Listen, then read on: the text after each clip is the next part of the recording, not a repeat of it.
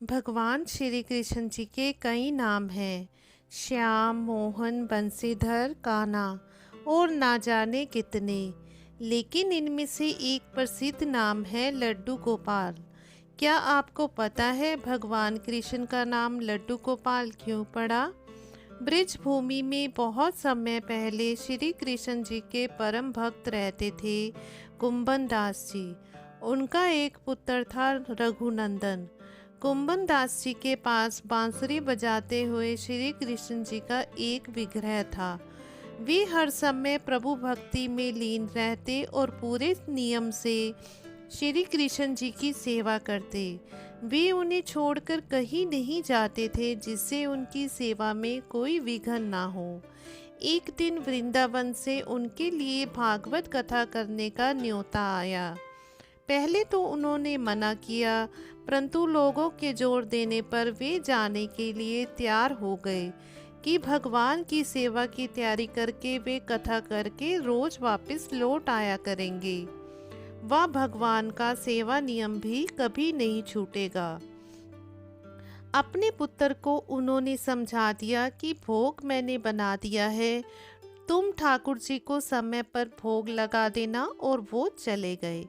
रघुनंदन ने भोजन की थाली ठाकुर जी के सामने रखी और सरल मन से आग्रह किया कि ठाकुर जी आओ भोग लगाओ। उसके बाल मन में यह छवि थी कि वे आकर अपने हाथों से भोजन करेंगे जैसे कि हम खाते हैं। उसने बार बार आग्रह किया, लेकिन भोजन तो वैसे ही रखा था। अब वह बहुत उदास हो गया और रोते हुए पुकारा कि ठाकुर जी आओ भोग लगाओ। ठाकुर जी ने बालक का रूप धारण किया और भोजन करने बैठ गए, और रघुनंदन भी प्रसन्न हो गया। रात को कुंभन दास जी ने लौटकर पूछा कि भोग लगाया था बेटा? तो रघुनंदन ने कहा हाँ। उन्होंने प्रसाद मांगा तो पुत्र ने कहा कि ठाकुर जी ने सारा भोजन खा लिया। उन्होंने सोचा बच्चे को भूख लगी होगी तो उसने खुद ही खा लिया होगा। अब तो ये रोज का नियम हो गया कि कुंभन दास जी भोजन की थाली लगाकर जाते और रघुनंदन ठाकुर जी को भोग लगाते। जब प्रसाद मांगते तो एक ही जवाब मिलता कि सारा भोजन उन्होंने खा लिया। कुंभन दास जी को अब लगने लगा कि पुत्र झूठ बोलने लगा है, लेकिन क्यों? उन्होंने उस दिन लड्डू बनाकर थाली में सजा दिए और छुपकर देखने लगे कि बच्चा क्या करता है। रघुनंदन ने रोज की तरह ही ठाकुर जी को पुकारा तो ठाकुर जी बालक के रूप में प्रकट होकर लड्डू खाने लगे।